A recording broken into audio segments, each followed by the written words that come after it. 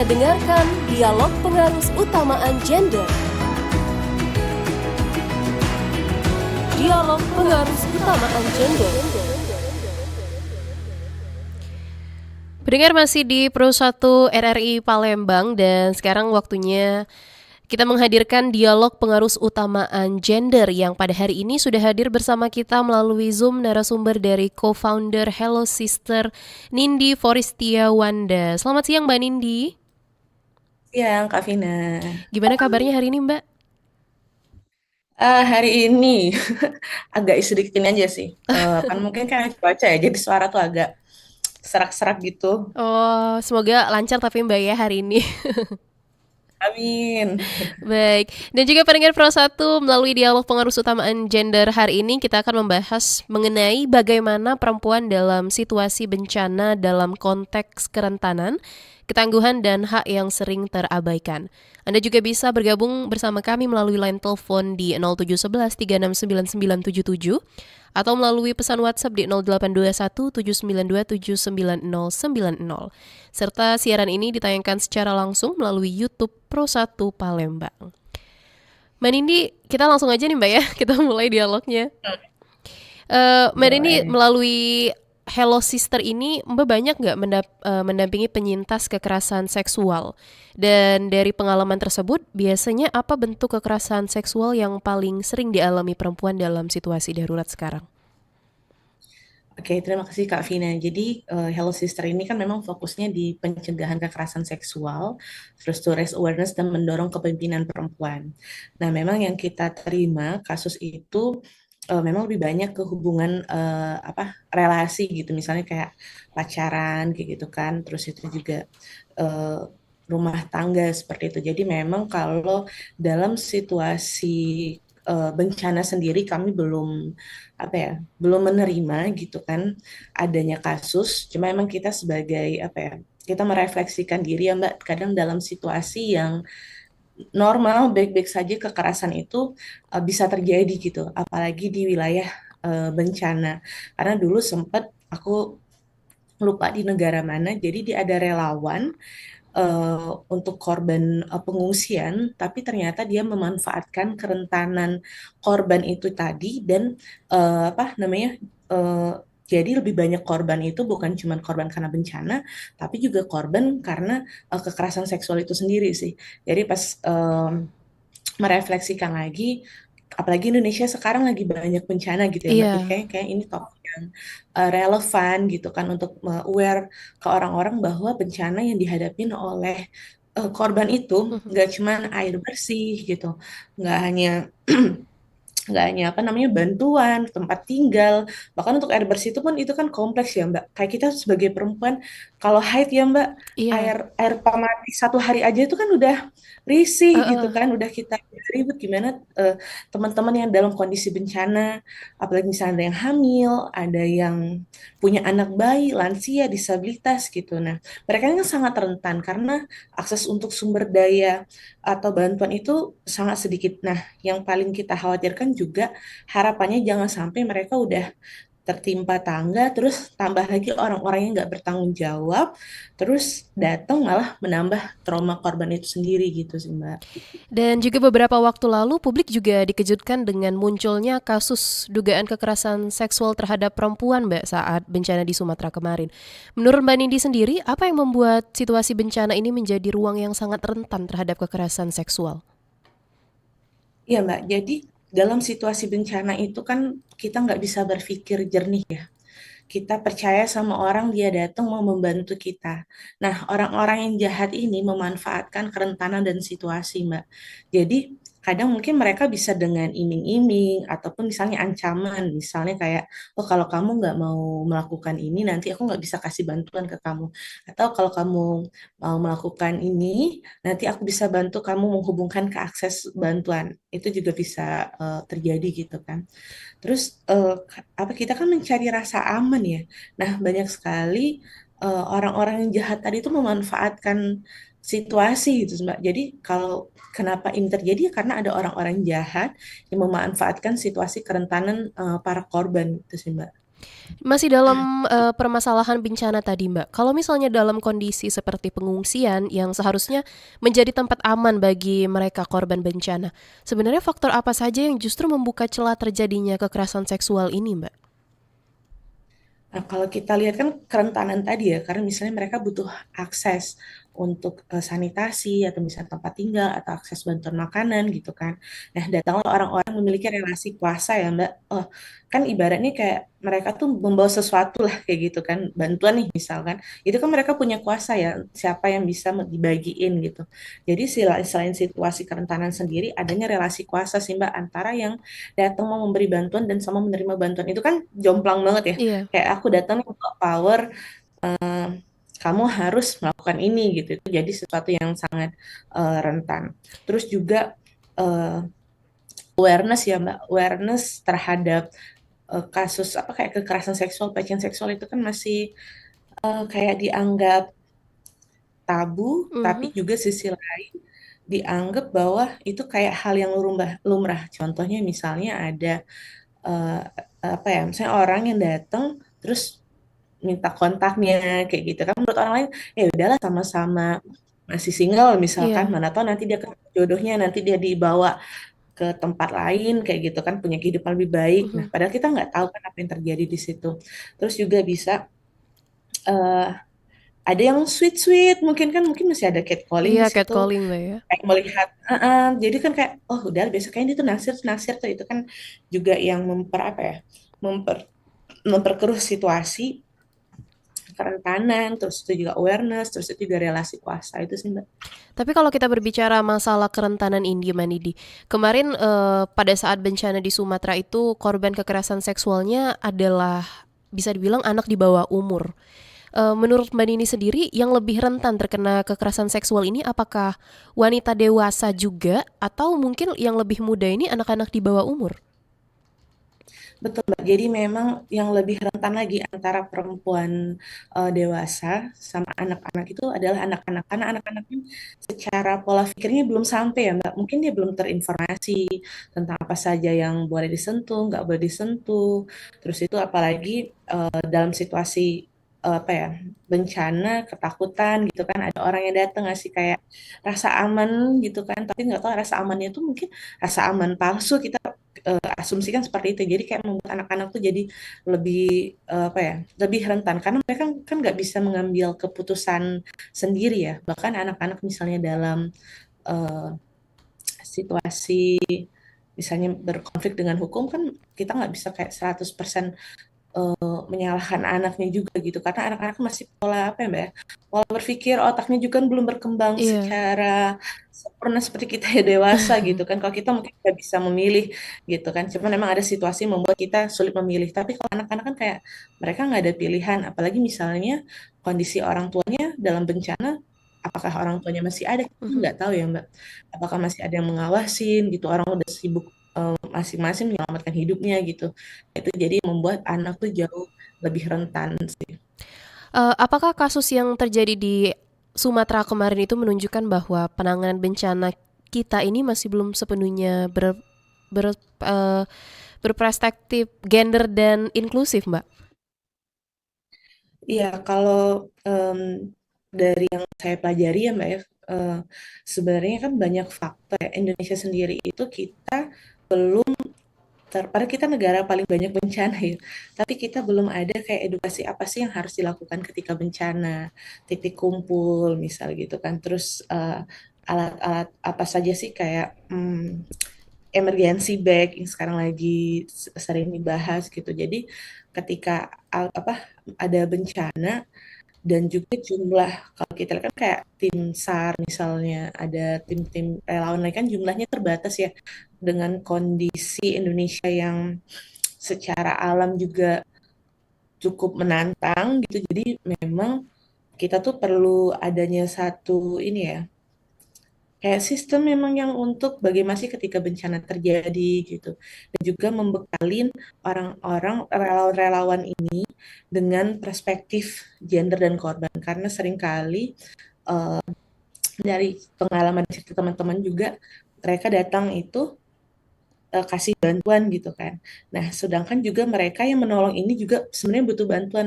Kita kan nggak tahu ya Mbak kondisinya ketika melihat kondisi di situ mereka juga bisa jadi trauma gitu kan.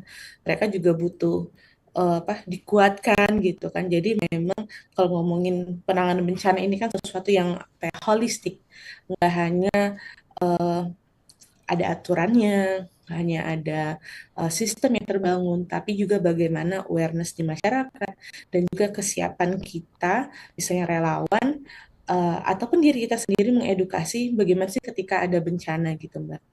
Sejauh ini menurut Mbak Nindi, apakah sistem perlindungan di lokasi pengungsian ini sudah cukup aman dan ramah bagi perempuan dan anak? Apalagi sekarang bencana terus-menerus ada di setiap kota, Mbak ya. Bahkan sekarang juga lagi ada bencana banjir. Betul sih, Mbak. Jadi memang yang aku perhatikan ya, setiap bencana itu kita fokusnya ngasih bantuan. Bantuan itu juga kadang kayak misalnya nih kita kasih mie instan gitu kan. Padahal kondisinya di situ mungkin untuk yang beberapa hal kondisi tertentu bisa, tapi kan mereka butuh untuk alat masak, air, sedangkan air pun mereka sulit gitu kan.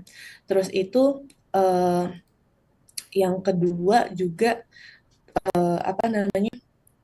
Kadang kita tuh lupa ngasih kayak perempuan kan butuh pamper, pembalut, Iya. anak-anak butuh pampers. Nah, kita kan fokusnya ya udah kasih makanan, kasih Mhm. beras, kasih minyak gitu. Kalau kondisinya masih masih bisa mengakses itu sih nggak masalah. Tapi terus bagaimana juga sih menciptakan ruang aman untuk anak-anak. Anak-anak kan harus tetap ada ruang bermainnya gitu kan. Terus itu juga misalnya yang satu keluarga memiliki mungkin tenda khusus untuk apa namanya untuk satu keluarga gitu. Tapi kan dalam kondisi kita sendiri kayaknya belum lah ke arah situ gitu. Jadi Iya. emang kita masih fokusnya kasih bantuan ya udah mie instan, beras. Padahal kita juga butuh nih, misalnya teman-teman yang disabilitas gitu kan. Mhm. Apakah mereka alat bantunya masih ada gitu kan, atau udah rusak? Nah itu juga yang memang harus juga difikirkan sih Mbak. Iya, Jadi mungkin memang kita kedepannya memang harus difikirkan juga hal-hal mungkin yang bagi orang-orang lain itu sepele ataupun kecil, Mbak ya, tapi sebenarnya krusial. betul-betul betul banget sih. Jadi memang yang mungkin kayak sehari-hari kita aja gitu kan yang perlu disiapin gitu kan dan juga gimana sih untuk kalau kondisi bencana kadang kondisi sehari-hari pun itu kita sulit juga kan untuk mengakses air misalnya gitu. Terus Mhm. apalagi di kondisi bencana itu sih hal-hal yang perlu apa ya ketika kita memberi bantuan itu harus dipikirkan kayak waktu pas bencana di Sumatera kan kita kirim baju ya Iya. banyak juga orang pakai pakaian itu malah kondisinya itu tidak layak. Terus juga banyak pakaian yang fokusnya untuk perempuan semua ya gitu. Ya, misalnya untuk anak bayi juga belum belum terlalu banyak. Jadi kayak pakaian-pakaian kita itu juga sebenarnya ini buat kita semua ketika bencana itu kita kirim bantuan itu tempat bencana tuh bukan tempat penampungan sampah gitu. Jadi ketika kita mau kirim bantuan gimana sih maksudnya kita ngasih orang ya Mbak kita kasih kita mau nggak sih makainya gitu jangan nanti pakaian udah nggak layak malah dikirim ke sana gitu sih. Kita juga harus mikirin kondisi korban, Mbak ya, ke depannya. Mbak Dini, ini kita sudah terhubung dengan salah satu pendengar kita melalui telepon. Halo, Halo Persatu, selamat siang. siang Kak. Dengan siapa di mana, Mbak? Ini dengan Dini di Demang Lebar Daun. Baik, Mbak Dini silakan. Ya, Kak, Mbak mau tanya, ini perlindungan perempuan di situasi darurat itu seperti apa ya? Dan kalau dari Halo Sister sendiri, pernah nggak mendampingi korban yang dari bencana? Itu aja Mbak Nindi? Iya betul. Baik, terima kasih ya Mbak Dini. Iya baik. Baik, silakan Mbak Nindi. Ya, kalau misalnya dalam situasi bencana sih baiknya memang kita ada kayak panduan ya, Mbak. Ketika ada situasi bencana kita ada kayak apa yang boleh dilakukan dan tidak boleh dilakukan gitu. Baik yang dilakukan oleh boleh dan tidak boleh oleh korban, boleh dan nggak boleh yang dilakukan oleh relawan gitu. Jadi berupa panduan terus juga ada satu sistem mekanisme misalnya ada orang yang bertanggung jawab di situ. Misal nanti ada relawan ini adalah koordinatornya. Kalau saya relawannya melakukan hal-hal yang membuat tidak nyaman, itu bisa menghubungi ada orang ketiga gitu yang bisa kita percaya. Itu yang harus diinformasikan juga. Nah, kalau Hello Sister sendiri memang kita belum belum pernah di kondisi apa namanya mendampingin atau misalnya menerima aduannya kalau kasus kekerasan seksual itu sendiri di situasi bencana, tapi kita kayak lebih dengar pengalaman teman-teman relawan yang pernah terjun ke sana gitu. Seperti apa sih kondisi di sana seperti itu sih Mbak. Tapi kedepannya Hello Sister ada mungkin pencegahan biar kasus-kasus seperti ini tidak terulang lagi, Mbak, khususnya untuk wilayah yang terdampak bencana. Ya, kan Hello Sister ini kan sebenarnya base-nya di Palembang ya Mbak. Iya. Jadi memang apa yang kita lakukan kayak baru-baru ini kita melakukan Harmoni Sriwijaya, kita membuat event bagaimana sih kita mendiskusikan kerentanan ini bersama teman-teman, terus kita juga menggalang donasi dan nyanyi bersama. Jadi kita berupaya apa sih bisa kita lakukan gitu kan Mbak. Kita kan di Palembang nih, kejadiannya ada di Banda Aceh, terus itu di Medan gitu. Jadi yang kita lakukan kita sebisa mungkin apa sih? Misalnya kita menggalang donasi, kita raise isu ini, terus kita kolaborasi Mbak sama organisasi perempuan yang ada di Medan dan di Aceh. Jadi kayak apa sih bisa kita bantu? Sementara yang bisa kita bantu kan donasi. Jadi yang kita pilih juga adalah donasi ke organisasi perempuan Mbak. Jadi kan mereka lebih aware dan paham. Jadi kayak beli itu sesuatu yang memang kebutuhannya perempuan dan anak-anak dan lansia. Jadi juga kita bisa apa ya berkolaborasi sih Mbak, lebih ke kolaborasi dulu saat ini. Jadi mereka udah ada timnya, terus kita lebih memang selektif memberi bantuan ke pihak mana sih yang bisa kita salurkan bantuannya seperti itu sih. Kalau misalnya untuk korban sendiri, Mbak, saat pertama kali mereka mau speak up ataupun bicara, sebenarnya hal yang paling mereka butuhkan pertama itu apa, Mbak? Apakah obat, ataukah perlindungan hukum, atau mungkin rasa nyaman dari mereka untuk bercerita?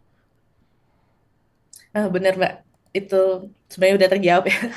Jadi sebenarnya yang mereka cari itu adalah rasa aman ketika mereka dipercaya, ketika mereka didengar. Karena banyak sekali korban ketika mereka berbicara malah disalahkan balik gitu kayak, wah kenapa kamu mau, kenapa kamu nggak ngelawan gitu kan. Terus kamu juga sih mungkin kayaknya dari apa bahasa tubuh kamu kayak mengundang. Nah itu tuh yang sering kali membuat korban tuh jadi enggan untuk speak up. Jadi memang kalau siswa berusaha untuk bagaimana sih mereka bisa didengar, terus kita bisa merujuk nih. Misal memang dia kondisinya ingin curhat aja gitu. Oke, kita terima gitu kan. Terus kalau mereka memang butuh eskalasi nih, uh, membutuh psikolog atau misalnya butuh lawyer atau butuh pendampingan, kita akan merujuk ke rekan kita, apa namanya, jaringan kita yang memang kita udah tahu nih track recordnya seperti apa gitu. Jadi mereka mendapatkan kayak bantuan yang tepat seperti itu sih Mbak. Hello Sister sendiri sudah ada kolaborasi dengan beberapa dinas terkait, Mbak, ya?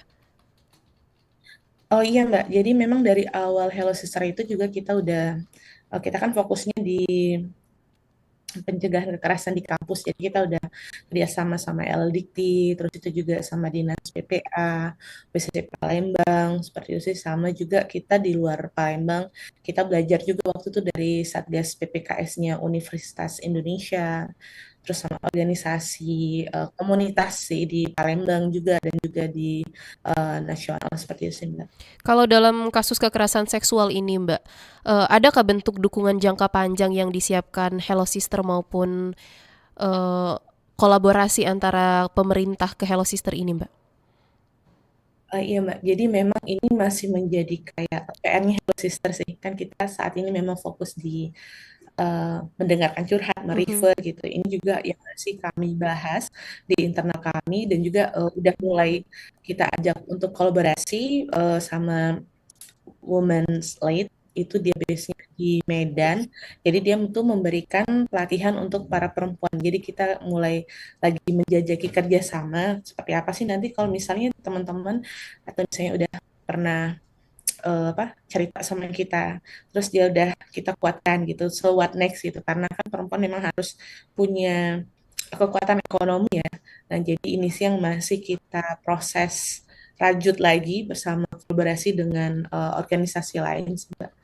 Oke, ini Jadi kita balik harapannya lagi. setelah nanti dari Mm-mm. Kita balik lagi ke bencana, Mbak ya. Di tengah kerentanan bencana sekarang, perempuan tuh juga sering menjadi tulang punggung bahkan di pengungsian. Menurut Mbak Nindi, bagaimana kita bisa melihat perempuan ini bukan hanya sebagai korban, tapi juga sebagai agen pemulihan dari kekerasan seksual sendiri?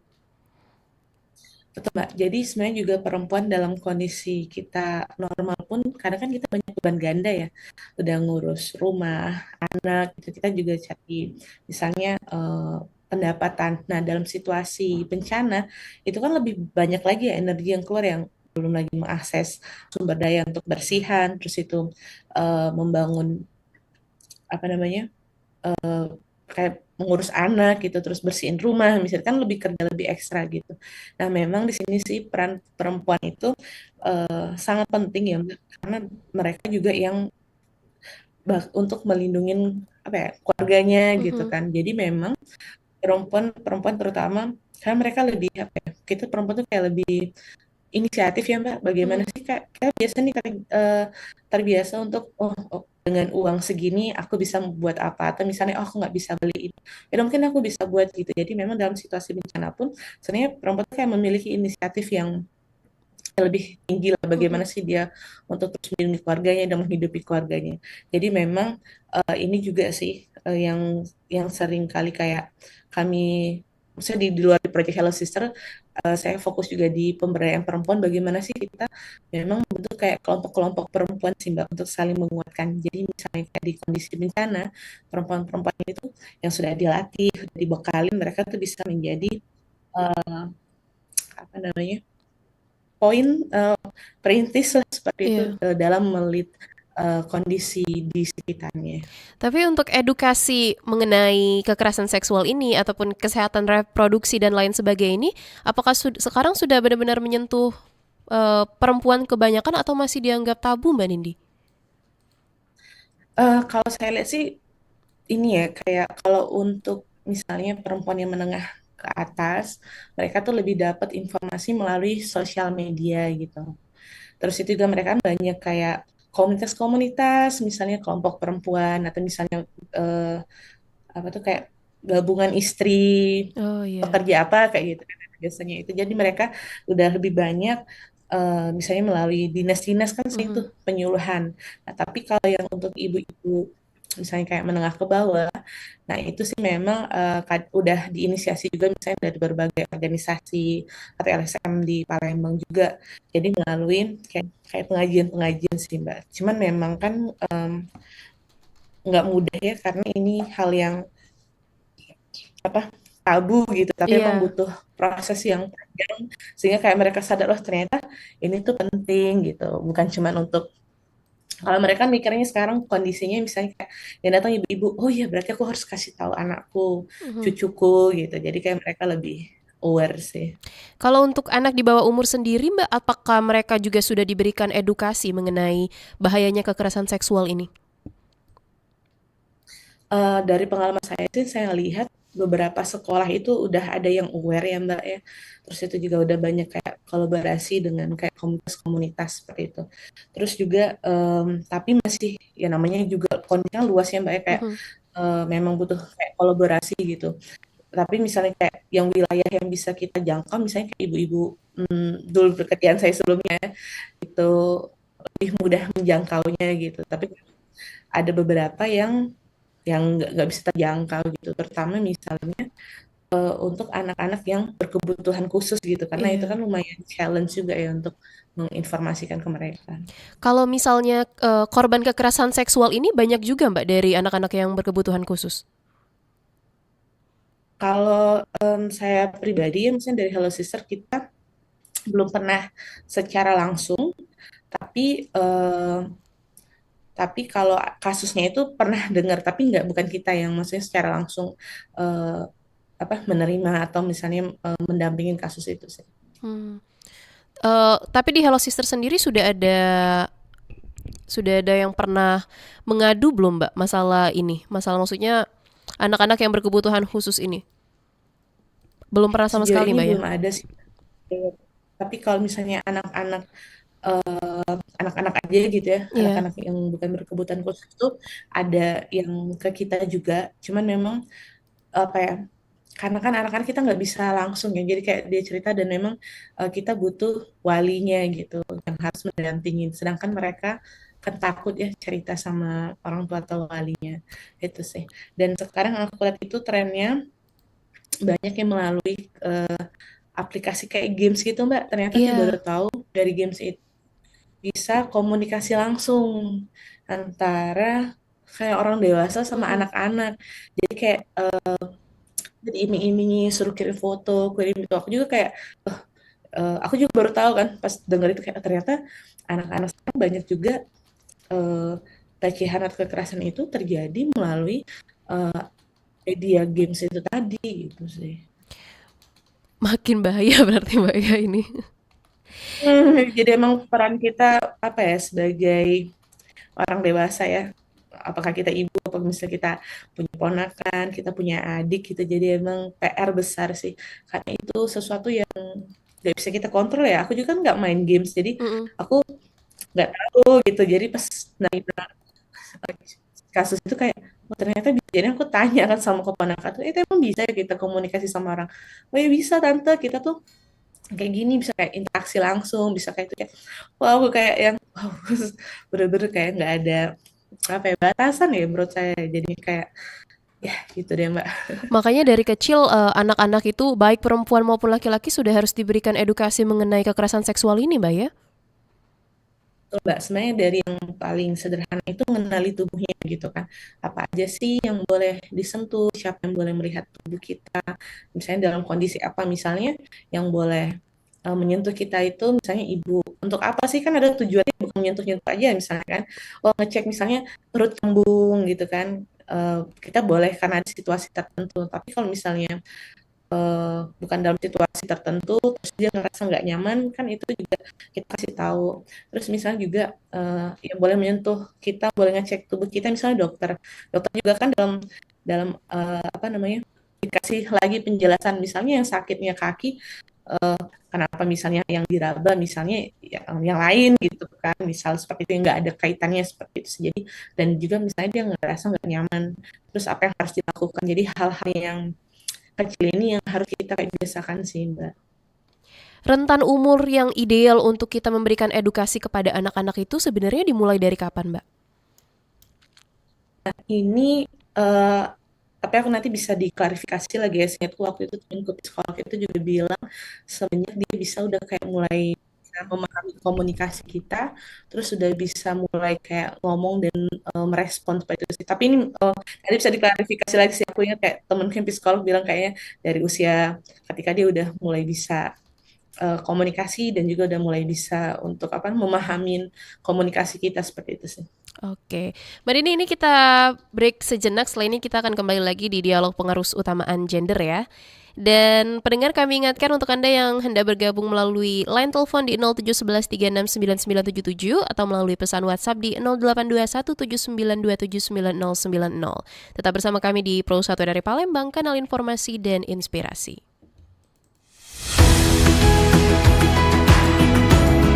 Dialog Pengarus Utamaan Gender. Masih bersama Anda, Dialog Pengarus Utamaan Gender.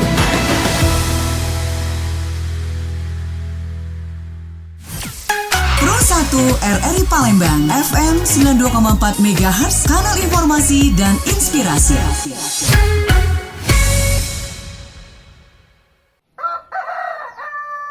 Assalamualaikum Pak RT. Waalaikumsalam. Pak Aga, silakan masuk Pak Aga. Begini Pak RT, saya teh mau mudik, cuman minta tolong titip rumah Pak RT. Rencananya berapa lama Pak Aga mudiknya? 2 minggu aja sih. Punten Pak RT, karena khawatir. Sekarang kan mau lebaran, banyak maling Pak RT, jadi saya titip rumah ya Pak RT. Tenang aja Pak Aga dan keluarga, silakan mudik. Tenang aja, untuk masalah menjaga rumah, kami kebetulan dan juga warga komplek yang tidak mudik akan bahu-membahu untuk menjaga rumah di sekitar kita. Jadi Pak Aga tenang aja mudiknya. Saya jadi tenang Pak RT. Terima kasih banyak Pak RT. Iya, sama-sama Pak Aga. Kalau begitu saya pamit dulu ya Pak RT ya. Assalamualaikum. Waalaikumsalam warahmatullahi wabarakatuh. CCTV terbaik adalah tetanggamu.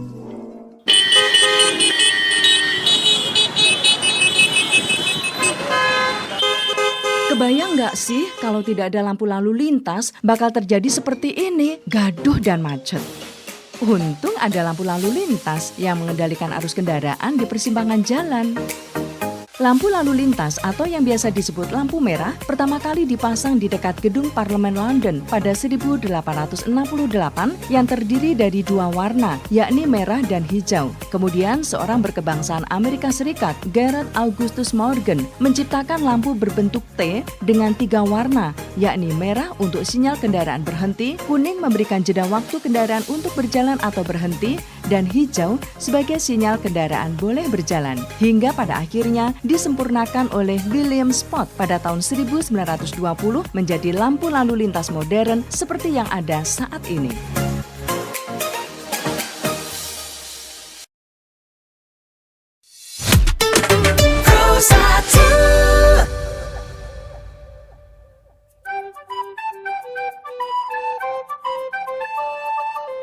Tembok, kamu kok kotor sekali? Masa kamu gak bisa lihat? Ini seni tahu. Seni kok kayak begitu? Kelihatan kotor loh. Kamu sendiri, kenapa pohon? Kok aku lihat kamu gak pernah tinggi? Gak tahu nih, sebenarnya salah aku tuh di mana ya? Kenapa selalu saja ada yang usil? Jadinya ya begini, pendek terus. Berarti kita senasib pohon. Kalau aku selalu dicoret-coret, kalau kamu ditebang terus. Betul Tembok.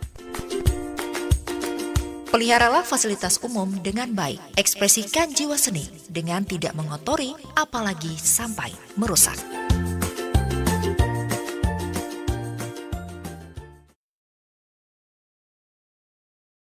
Kanal informasi dan inspirasi 92,4 FM Pro 1 RRI Palembang.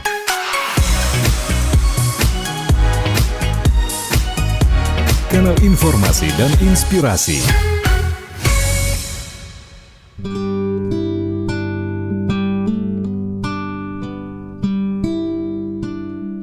Bayangkan rasanya ketika Anda tidak bisa dipahami oleh orang lain. Tidak nyaman bukan? Inilah yang mungkin dialami oleh pengguna bahasa isyarat, yaitu teman bisu dan teman tuli. Ada dua jenis bahasa isyarat yang digunakan di Indonesia, yaitu CB dan Bisindo. Tapi dari 270 juta penduduk di Indonesia, hanya segelintir yang mampu berbahasa isyarat. Bahasa isyarat tidak eksklusif untuk teman bisu dan teman tuli saja. Anda dan saya juga bisa menggunakannya. Sebab semua orang berhak dipahami tanpa rintangan. Mari belajar bahasa isyarat untuk kehidupan yang lebih inklusif di Indonesia.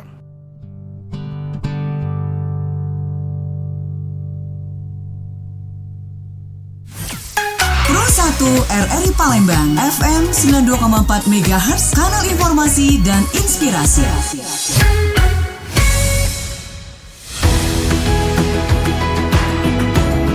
Dialog Pengarus Utamaan Gender. Masih bersama Anda, Dialog Pengarus Utamaan Gender. 92,4 FM Pro 1 dari Palembang, kanal informasi dan inspirasi. Pendengar, kita masih di Dialog Pengurus Utamaan Gender yang membahas mengenai bagaimana perempuan dalam situasi bencana, kerentanan, ketangguhan, dan hak yang sering terabaikan. Dan kami ingatkan kembali, Anda bisa berdiskusi ataupun bertanya kepada kami melalui line telepon di 0711 369977 atau melalui pesan WhatsApp di 0821 7927 9090. Dan kita masih bersama narasumber kita Mbak Nindi Foristiawanda dari co-founder Hello Sister. Mbak Nindi, ini sudah ada beberapa pertanyaan masuk di kanal YouTube kita di Pro 1 Palembang. Ada pertanyaan pertama dari Gea Widianti yang bertanya, Mbak, ada nggak sih Mbak kasus kekerasan seksual pada laki-laki ketika di situasi bencana? Biasanya faktornya karena apa? Silakan Mbak Nindi. Oke, terima kasih buat pertanyaannya. Kalau saya sendiri sih belum mendengar ya adanya korban itu laki-laki. Tapi ini asumsi saya, itu bisa saja terjadi karena sebenarnya juga baik perempuan atau laki-laki itu rentan untuk menjadi korban bahkan di dalam situasi bencana. Jadi kemungkinannya itu ada, bisa jadi ada, tapi memang ini nggak berani untuk speak up, maksudnya untuk melaporkan karena dianggap kan laki-laki di Indonesia tuh kamu harus kuat kok, kamu mau aja sih, kok kamu nggak ngelawan gitu kan, kok kamu eh, mau aja gitu kan, kamu juga misalnya senang juga ya gitu. Itu sih mungkin juga yang membuat laki-laki itu jadinya enggan untuk menyampaikan apa yang terjadi sama dia. Sebenarnya dia juga ngerasa nggak nyaman. Kan rasa nyaman ini kan bukan cuma perempuan ya Mbak ya. Laki-laki itu pernah mengalami rasa nyaman. Tapi ketika dia ngomong, mungkin sama circling cowok-cowok, itu bisa jadi bahan olokan gitu. Jadi itu juga mungkin akhirnya ada korban, kemungkinan itu ada, tapi nggak bisa apa ya, nggak bisa dia suarakan seperti itu sih. Tapi dari Halo Sister sendiri, ada nggak Mbak korban kekerasan seksual yang dari laki-laki? Kebetulan kita ada beberapa sih yang cowok cerita ke kita apa yang dia alamin sih. Biasanya itu di bawah umur Mbak ya? Atau sudah masuk dari kategori dewasa? Udah dewasa sih kalau kita. Kekerasan seksual yang diterima oleh laki-laki ini apakah sama seperti yang diterima oleh perempuan Mbak? Ya sebenarnya kan kekerasan seksual itu kan bisa terjadi sama laki-laki dan perempuan ya. Garisnya itu ketika dia ngerasa nggak aman, nggak nyaman gitu. Jadi sebenarnya konteksnya bisa sama gitu. Cuman memang lebih kayak perempuan bisa lebih bersuara gitu kan. Tapi kalau laki-laki kayak lebih sulit sih untuk berbicara, apalagi kayak sama grupnya laki-laki seperti itu sih, Mbak. Baik. Mbak ini kita ke pertanyaan selanjutnya melalui kanal YouTube kita. Kak, prihatin banget waktu itu dengar kabar perempuan dilecehkan saat bencana di Sumatera. Gimana ya Kak, kita perempuan ini bisa melindungi diri saat itu supaya terhindar dari hal-hal seperti itu? Silakan Mbak Rindi. Ini kita berat banget ya sebenarnya, kayak kita dalam kondisi bencana gitu. Kita juga harus apa ya, pengennya rasa aman dan nyaman, tapi ternyata situasi itu malah yang membuat nggak aman dan nyaman. Jadi apa ya, saya sendiri juga sebenarnya itu kan bukannya salah korban ya, memang pelaku ini yang menggunakan situasi. Jadi bagaimana sih kalau kita bisa kayak terhindar gitu? Itu juga sesuatu yang apa ya, sulit juga untuk dijawab, tapi paling enggak sih kalau saya sendiri kita bisa kasih tips, misalnya kemanapun kita pergi itu jangan sendirian seperti itu, selalu ada yang menemani. Terus kedua juga respon orang ini kan berbeda ya. Tubuh kita itu secara alamiah itu ketika ada ancaman kita tuh bisa freeze, flight, dan fight. Jadi memang ada tubuh kita reaksi alamiah ketika ada rasa nggak nyaman, nge-freeze gitu kan, kita nggak bisa ngapa-ngapain gitu. Ada juga oh yaudah dia bisa ngelawan nih, respon tubuhnya ngelawan gitu. Ada juga dia lari. Nah ketika kita mendengar ada teman kita yang cerita, ketika kita kayak kok dia nggak lari ya, kita juga harus paham bahwa ada respon tubuh yang dia tuh nge-freeze, nggak tahu ngapain. Mungkin dia baru tahunya, baru bisa ceritanya besok, atau misalnya jadi diam. Bahkan mungkin bukan dalam situasi kayak bencana aja Mbak, misalnya kita ada kayak orang apa jamret gitu kan ya, itu kan kita ada yang nge-freeze, ada yang kayak ngerespon gitu, ada yang kayak apa lari atau teriak gitu. Nah itu tuh kayak respon memang alami tubuh yang kita nggak bisa milih respon tubuh apa sih yang akan keluar ketika ada ancaman.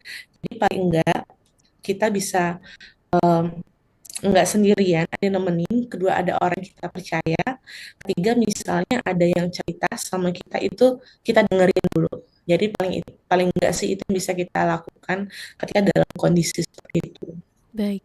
Mbak Dini, ini kita ke pertanyaan selanjutnya masih di kanal YouTube Pro 1 dari Fareha Jusman. Halo Kak, mau tanya, apa sih efek yang paling sering terjadi dalam kekerasan seksual, baik untuk laki-laki maupun untuk perempuan? Silakan Mbak. Pasti efeknya itu trauma ya.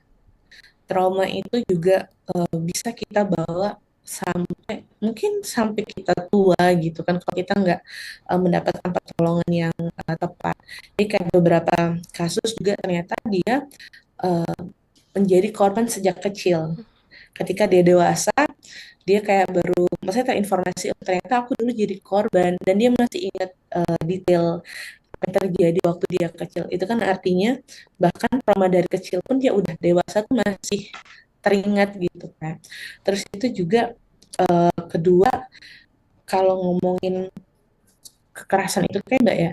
Kalau kita kehilangan barang itu bisa diukur ya, kehilangan handphone 10 juta. Tapi kalau misalnya kekerasan ini kan yang diserang, direnggut itu kan harkat martabat kita ya sebagai manusia ya.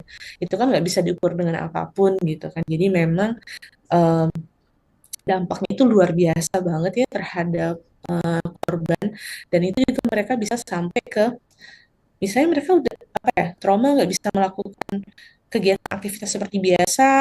Ada juga misalnya sampai kuliah dia harus berhenti, dia takut ke tempat kerja, artinya dia nggak bisa mengeksplor potensi dirinya, bisa juga berdampak ke ekonominya dan juga ke keluarganya. Jadi kalau misalnya ada korban, itu kan bukan cuma korban ya Mbak, tapi ada orang tuanya, misalnya keluarganya itu yang juga apa ya, jadi korban apa meluas ya korban. Orang tua juga mungkin bisa malu gitu kan, terus juga prosesnya untuk ke misalnya kepolisian itu butuh waktu, butuh tenaga. Jadi emang dampaknya itu sangat besar sekali terhadap korban. Jadi kalau misalnya ada korban cerita, kita harus ingat nggak ada satupun orang yang mau jadi korban, dampaknya begitu besar. Nggak ada yang mau orang kayak mempermalukan dirinya atau lagi untuk kayak bangga dengan hal itu. Jadi sebisa mungkin ketika ada orang yang cerita, kita dengerin, kita dukung seperti itu. Kalau dalam jangka panjang, dampak bencana terhadap kehidupan sosial dan ekonomi perempuan ini setelah masa darurat berakhir ataupun setelah bencana ini berakhir, ada nggak Mbak dampaknya? Dari pengalaman saya waktu itu, saya punya teman-teman juga dia korban tsunami Aceh, itu bahkan sampai kayak sekarang mereka pun ke pantai takut gitu kan. Dia juga ada yang kalau misalnya kayak dengar suara air dia takut, misalnya kayak dengar suara apa juga masih takut. Bahkan ada yang temanku nggak berani lagi balik, dia satu-satunya selamat, dia nggak mau lagi balik ke Aceh gitu kan. Terus juga kalau dampak secara ekonomi pasti ya Mbak, kerasa banget ya. Contohnya aja misalnya surat-surat kita hilang kan, identitas, lain-lain itu kan ngurusnya butuh waktu ya Mbak, butuh waktu, tenaga, dan uang itu juga nggak mudah. Terus itu juga baik lagi untuk misalnya kesehatan, kita nggak tahu nih dampaknya ke kesehatan perempuan. Bayangin kita nggak mendapat air bersih Mbak selama sekian lama gitu kan, itu bisa jadi berdampak ke tubuh perempuan. Dan juga kalau misalnya anak-anak, dampak kita nggak tahu nih tumbuh kembangnya apakah gizinya tercukupin gitu kan, atau misalnya nanti ya ditangani namanya situasi bencana, kita nggak tahu kan apa aja bisa terjadi. Jadi emang mungkin dampak yang kita lihat sekarang, oh mereka udah dibangun nih rumah gitu, tapi kita nggak tahu nih traumanya, secara ekonominya, kesehatannya, pendidikannya, itu kan menjadi PR yang besar sih. Iya. Mungkin Mbak Nindi, karena ini lintas waktu sudah hampir menuju ke pukul 11 waktu Indonesia Barat. Terakhir Mbak Nindi, pesan apa yang ingin Mbak sampaikan kepada para pendengar, terutama perempuan, agar mereka berani bersuara dan saling menjaga dalam situasi krisis ataupun situasi bencana sekarang? Kalau pesan saya sih untuk semua perempuan dalam kondisi apapun, kita harus bisa saling menguatkan, kita harus bisa saling mengingatkan gitu, bahwa situasi yang sekarang ini mungkin berat saat ini, tapi kalau kita bersama-sama, yakinlah kalian itu nggak sendirian, banyak orang yang peduli, dan kita bisa sama-sama pulih dan bangkit dari kondisi kita. Baik, terima kasih Mbak Nindi. Jadi dari perbincangan kita hari ini, kita juga jadi sama-sama belajar Mbak ya, bahwa bencana ini bukan cuma soal alam aja yang berubah, tapi juga soal rasa aman yang harus kita jaga. Perempuan, anak, dan mungkin juga kelompok rentan yang bukan sekedar angka aja dalam data, tapi manusia dengan hak suara dan martabat yang harus kita lindungi juga. Terima kasih banyak Mbak Nindya atas insight-nya hari ini, sudah berbagi bersama pendengar Pro 1 RRI Palembang. Semoga Mbak sehat selalu ya di tengah cuaca sekarang yang lagi tidak bersahabat ini. Terima kasih Mbak Nindya, sehat selalu, selamat beraktivitas Mbak Nindi. Terima kasih. Dan pendengar, setelah ini akan kita ikuti bersama dinamika olahraga bersama Pro 3 Radio Republik Indonesia. Jadi jangan kemana-mana, tetap bersama kami di Pro 1 RRI Palembang, kanal informasi dan inspirasi. Kesetaraan bukan sekedar cita-cita, tapi fondasi bagi masyarakat yang adil, inklusif, dan maju. Baru saja kita dengarkan bersama dialog pengarus utamaan gender. Sampai jumpa.